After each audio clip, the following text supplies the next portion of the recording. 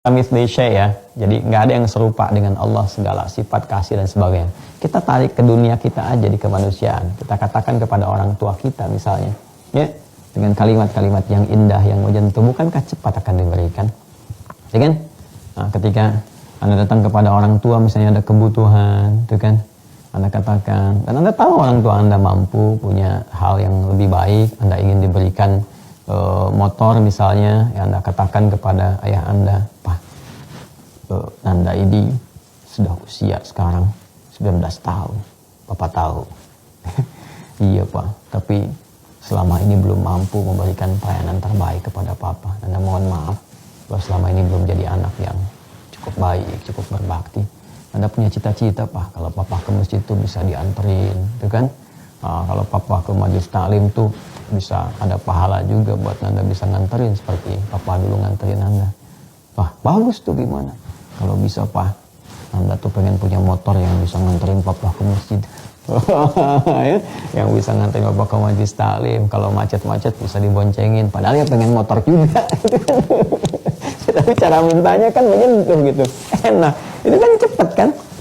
Cepet. Jadi saya perhatikan para nabi itu kalau memohon kepada Allah selalu menggambarkan kepada kita kalimat-kalimat menyentuh. Ya, saya contohkan gini, dalam konteks berketurunan misalnya, itu Nabi Zakaria itu demikian adanya di Quran surah ke-21, surah yang sama. Saya lompat dulu ke sini ya supaya kita mengerti, kita saya gabungkan semuanya. Itu standar ini ada semua, standar ini ya. Jadi dari mulai untuk kepentingan ibadah, menyebut nama Allah, kalimat menyentuh, di sini kan ada nih Quran surah 21 Al-Anbiya ayat 89 sampai 90. Rabbi la tadharni farda wa anta khairul warithin. Ya kan? Rabbnya muncul. Ya? Kemudian la tadharni farda itu menyentuh sekali, ya Allah. Jangan biarkan aku hidup sendiri sampai masa tua aku ini. Sedangkan Kau yang terbaik dalam menganugerahi keturunan. Menyentuh. Sentuhan ini nggak sampai di situ. Kalau kita teruskan di surah Maryam ayat 1 sampai dengan 4, ya kan? Contohnya, atau bahkan kita ingin sempurnakan sampai langsung jawabannya datang cepat. Kaf ha ya ain sad dzikra rahmati rabbika. Ya. Yang paling menarik itu disebutkan tuh rahmatnya. Tuh, rahmat turun. Ya. Ya, dzikra rahmati rabbika abdahu Zakaria. Ini akan menyebutkan sebuah kisah yang mengangkat, makanya pakai rafa nih, yang mengangkat status seorang hamba Allah, nabi, menjadi lebih mulia di hadapan Allah, sehingga mendapat rahmat Allah. Siapa hamba yang mulia itu?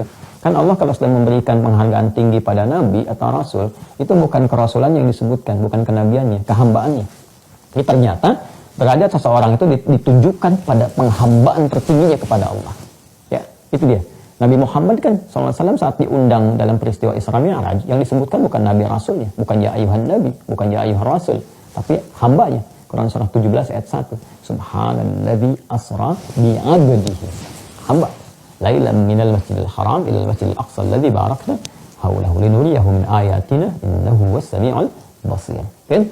Nah, yang paling menarik itu inna da rabbahu nidaan khafiyya ayat 3 nih. Ya, ketika Zakaria alaihissalam itu berdoa kepada Rabb, disebutkan Rabbnya. Ya, nidaan khafiyah dengan kalimat-kalimat lembut yang menyentuh. Ya, khafiyah itu bukan hanya disebutkan halus, lembut, tapi menyentuh.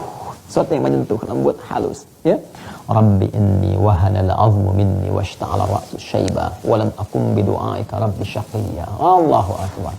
Ya Allah, aku tuh tak putus memohon kepadamu. Dari mulai aku berumah tangga hingga rambutku sekarang telah memutih dan fisikku begitu letih. Sedangkan aku tak putus bermohon kepadamu sampai dengan detik ini. Ya, dan engkau paling sayang pada aku, terpadikan di ayat lain. Anda kebayang nggak kalau saya ilustrasikan sederhana begini ya? Kalau ada yang minta depan rumah Anda, 5 menit minta, pada subuh tadi minta, Pak, Bu, kan? Atau bahkan cuma semenit lah, tolong Pak, lapar, ini kasih nggak? Kan masih pikir siapa itu gitu kan, masih ngelihat. Tapi kalau dia berdiri di situ dari subuh sampai siang baru sampai siang nih kan, minta dikasih nggak? Saya yakin Anda pasti ngasih kan. Dia berdiri bertahan tuh minta dan menunjukkan dia betul-betul lapar gitu kan, dan menyentuh diri Anda ya kan. Pak mohon saja Pak, ya kan, supaya saya bisa sholat, supaya saya punya tenaga untuk merawat anak-anak. Mohon Pak, itu kan satu piring juga nggak apa-apa. Itu pasti gitu kan, pasti ada ide, apalagi dari subuh sampai subuh lagi, nggak akan Anda tolak itu, ya. Dan Anda punya kemampuan untuk itu, dan Anda punya rasa, pasti Anda akan berikan. Ini seorang hamba minta kepada Rabbnya yang sangat maha penyayang, melebihi apapun, pencipta makhluk dengan sifat rahmat, rahimnya, rahmannya luar biasa. Dan ada hamba yang mengatakan begini, ya Allah, aku nggak pernah putus berdoa, dari mulai rambut hitam sampai putih, fisik kuat sampai letih, dari awal rumah tangga sampai tua, begini pun saya masih minta, dan aku yakin kau pasti mengabulkan. Aku nggak pernah putus asa minta kepadamu. Mohon jangan biarkan aku sendiri, ya Allah. Berikan kesempatan kepada keturunanku untuk meneruskan risalah ini yang kau titipkan kepadaku. Ya, jadi kekhawatirannya itu keibadahnya ini. Ya, aku ingin umat tetap mendapatkan pencerahan, pendidikan, bimbingan lewat keturunan ini, ya Allah. Mohon jangan biarkan aku sendiri dan hilang risalah ini dengan sendirinya. Allah kan maha tahu, maha mengatur.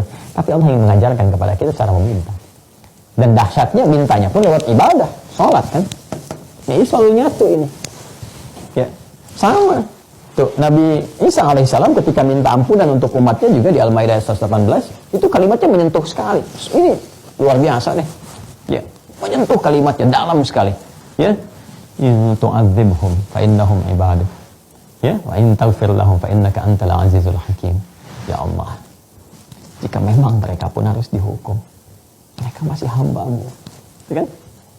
Tapi kalaupun kau ampuni, sungguh itu menunjukkan bahwa engkau memang maha bijak dan maha agung. Oh, dahsyat.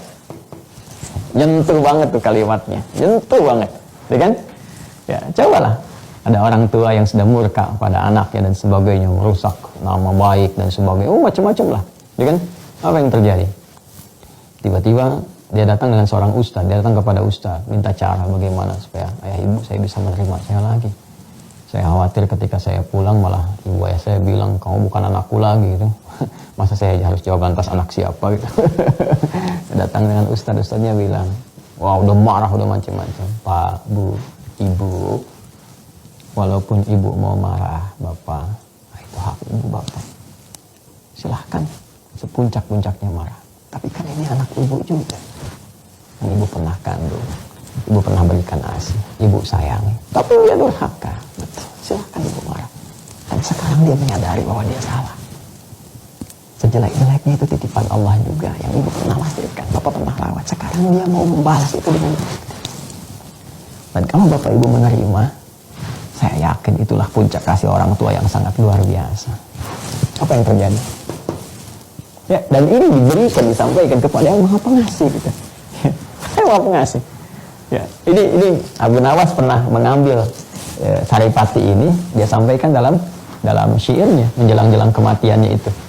Ya, Abu Nuwas itu kan dia sampaikan ada yang mengatakan yang lain, syair yang lain dan sebagainya, tapi intinya ada orang yang pernah larut dalam maksiat dan sebagainya, kemudian di akhir hidupnya dia mengatakan ilahi lastulil firdausi ahli wala aqwa 'alan naril jahim fahabli taubatan waghfir dhunubi fa innaka ghafirudz dzambil 'azim. Masyaallah.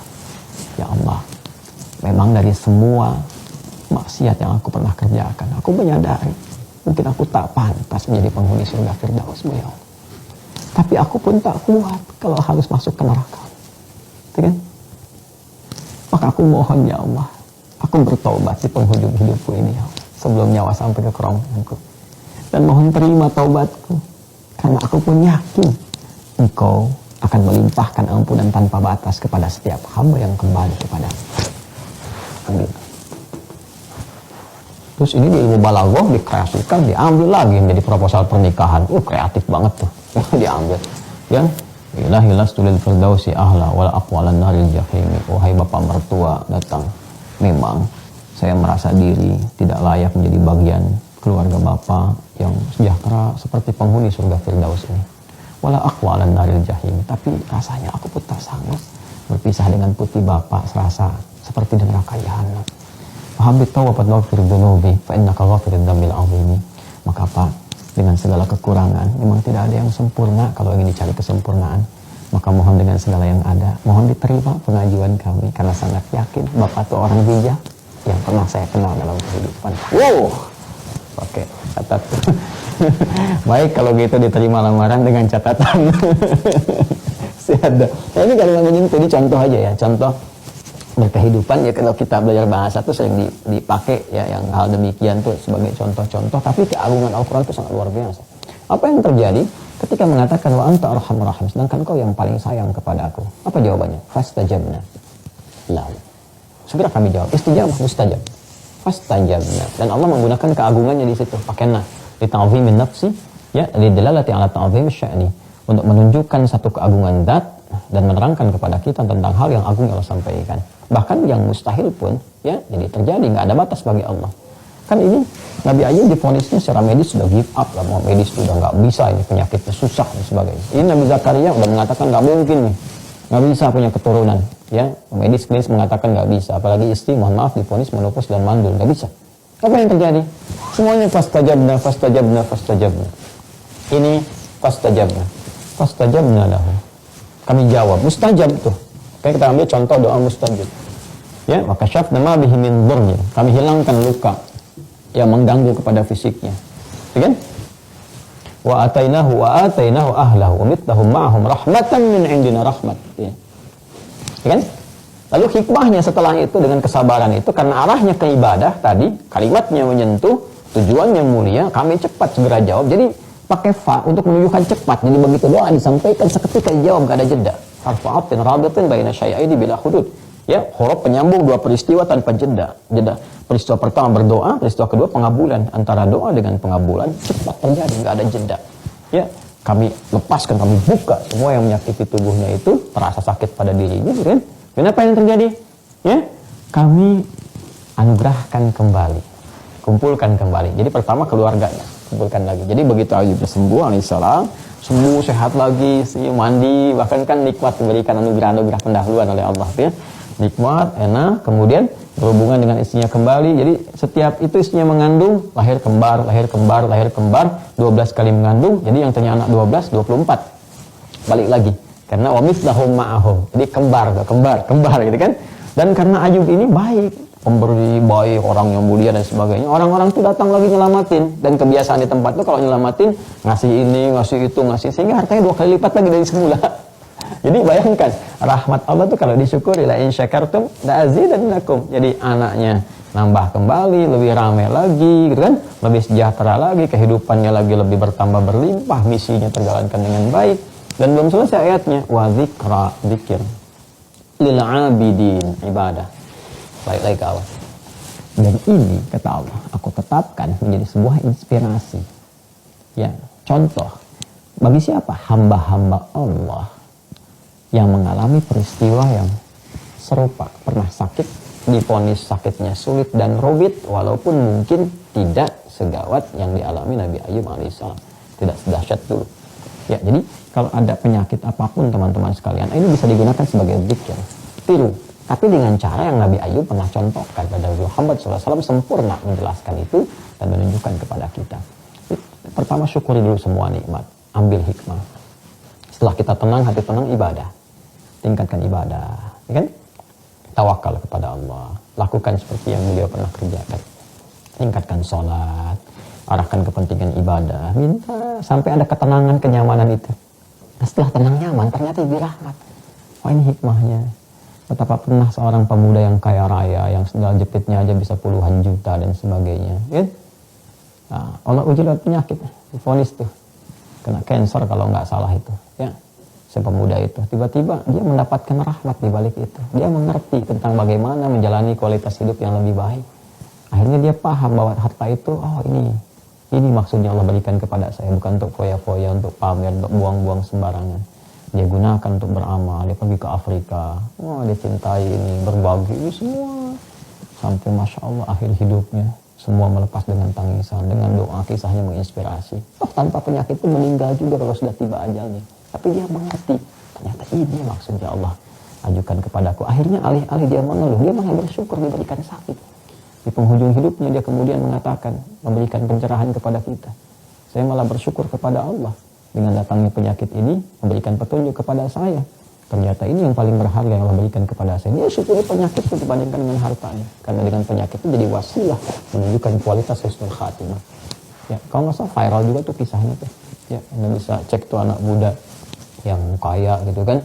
Nah, itu bukan crazy rich ya. Kalau crazy kan gila gitu. Lebih cenderung kepada menunjukkan ini itu. Kalau ini lebih luar biasa lah gitu ya. Lebih luar biasa.